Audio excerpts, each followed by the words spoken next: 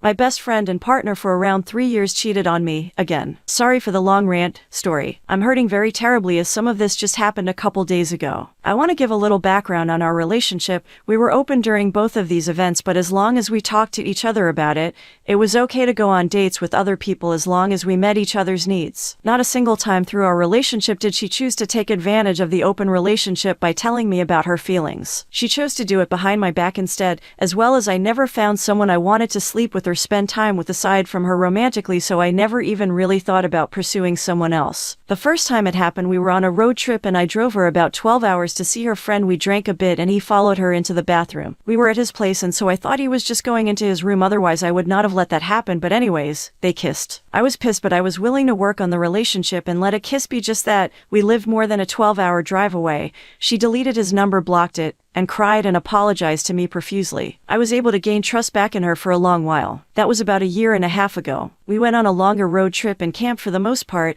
We had our ups and downs. We were in a crossover with a pop-up tent, not a lot of room for space. Near the end of the trip she wanted to break it off, but we talked it out and she ended up crying and apologizing again for wanting to leave, and she clung to me for the next few months after our trip. A few months later we both felt very happy in the relationship, in my opinion. The road trip ruined my car, so we were sharing her car since we trashed mine. She was having hormonal issues and went to a gynecologist and had a hormone panel done and found out she has some sort of major hormonal disorder potentially caused by her stopping taking birth control. We worked through some stuff and learned how to communicate better when she was feeling down, and she was continuously showing interest in me, calling me to hang out, and coming to visit me, at least 5 days a week. Sometimes I even stayed at her parents' place. She eventually decided to ask me if I wanted to move in together somewhere. Without giving away the location, we moved to my favorite place. It was my favorite before and after our long trip, and she loved it too. We moved here about 4 months ago. She had started hanging out and talking with this guy from her second job a little too much. Her first job she worked with me, and since we have been sharing a car, one day she forgot to pick me up and ditched class for him.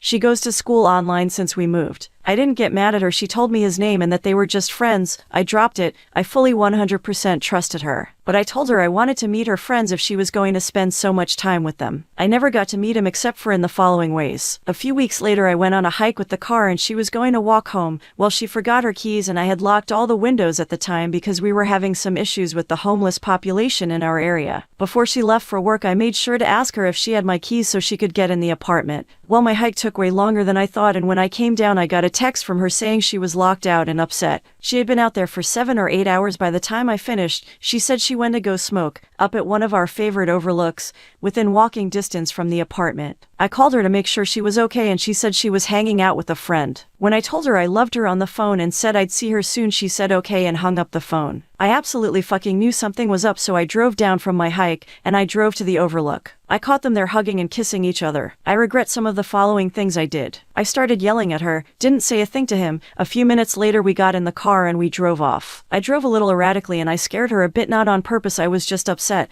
But because of that and she wasn't talking to me, I kept driving until she started talking to me. She told me she wasn't happy and I had been previously asking her almost every day how she was doing, and if there was anything I needed to work on, or anything I could do to make her happy. We're stuck in this lease for another 8-9 months at this point, and I told her if she was unhappy and she wanted to leave that this wasn't the way to do it. She said she would work on it for a month and go talk to a therapist about what she actually needs and wants. I said I'd do the same so I could work on myself and potentially gain her trust back. We drove back home safe and sound. A couple of weeks go by of us working together. I actually thought we were doing really well compared to previously. I was happy before she cheated on me, but we had quite a bit more sex and she planned more cute fun dates for us. She was telling me she loved me in the morning more, and we were solving our problems more healthily. I decided, however, that us working it out until the end of the month wasn't working for me. It was like walking on eggshells sometimes. I told her that if she was planning on leaving at the end of the month still, that she should leave. That way she was being honest with me, and I told her that it was putting a lot of pressure on me, and that our relationship has been long enough that I think it's worth way more than a month of trying, and that therapy would take longer than the rest of the month. She said she didn't want to leave and that we would remove the end of the month timeline on our relationship. She never went to therapy, however. It got quite a bit better right after that. Her parents visited us from quite a distance away, and they were talking about coming up for next Thanksgiving and visiting us, and we could stay in a condo. They were making future plans with us being together. That was last week. We went on quite a few really nice dates after they left, some hot springs, to a pumpkin patch, and she took me out for sushi. On the way to one of the dates, I noticed her deleting some text messages and texting a number I didn't recognize. I asked her about it. She said that she was looking for a trailer to put on the back of her car so we could go finish the rest of our road trip we didn't get to finish, since we no longer had the pop-up tent. I checked the trailer post online and the number matched up. She told me sorry that it looked shady. She just didn't want to tell me until she figured out she wanted to buy it. She wanted it to be a surprise and told me she would tell me next time because she didn't want me to think she was being shady. I felt way closer to her. She was trying to do something for us in our future. I was ecstatic. While we were at sushi a different day, we were talking about how we could get better for each other. We talked about future plans and had a wonderful night. She took me to work the next morning. We talked about growing trust and what would be a good way for me to work on trusting her more, and she said she'd think about it and that she loved me and she would see me after work. Well, I got to come home early because something happened at work, so they didn't need me the rest of the day. She didn't text me back or answer the phone when I called to pick me up, so I walked home. I showed up and she was at the apartment with the guy she cheated on me with, loading up a U-Haul with all of her stuff. I didn't fight, argue, I just wanted to talk to her. I didn't try to get her to stay. I couldn't even talk to her. The guy was like a bodyguard, thinking I'd hurt her, and I'd never do that. He got in the way of every conversation I could have had to get closure. She left me a note and told me goodbye and drove away. This happened 2 days ago. I don't even have a choice about whether or not I want to work on the relationship anymore. I love her so much and I hope that she does something wonderful with her life. I feel so betrayed. I can't believe she's gone. It's like being in a terrible dream I can't wake up from, and each day I expect her to still be here. Anyone who took the time to read this whole thing, I really appreciate your time. I hope you're doing well on your journey to being happy with whatever you choose to do. Edit. Some individuals have commented on the fact that it was an open relationship. My wife, 27 female, said she cheated on me, 31 male, because she was never attracted to Asian men. We are both Asian and have a 4-year-old son together. I am 31 and my wife is 27. We married when she was 22 and I was 26. Friday, outside of work, I was confronted by a man, 49, I kind of knew of but didn't know. He asked if I knew who he was and then started saying how powerful he was in his industry and how he rarely loses. And sure as hell wasn't going to go without a fight. As I was getting my bearings, he drops the bombshell that he's been sleeping with my wife, and that he's not going to let her go. And she loves him too. I try to keep my composure as I drive home. For the first time in my marriage, I did a deep dive into her iCloud. In it, I found a bunch of infuriating and disgusting text messages, such as him comparing his dick size to mine, and saying that he's surprised an Asian man could have taken her virginity. Then other texts about how she could not resist white men. There were texts from him jealous that she had hooked up twice with this other guy. This other guy was also white. I knew that because he's the face of a local boutique hotel his parents own and the family's pretty well known.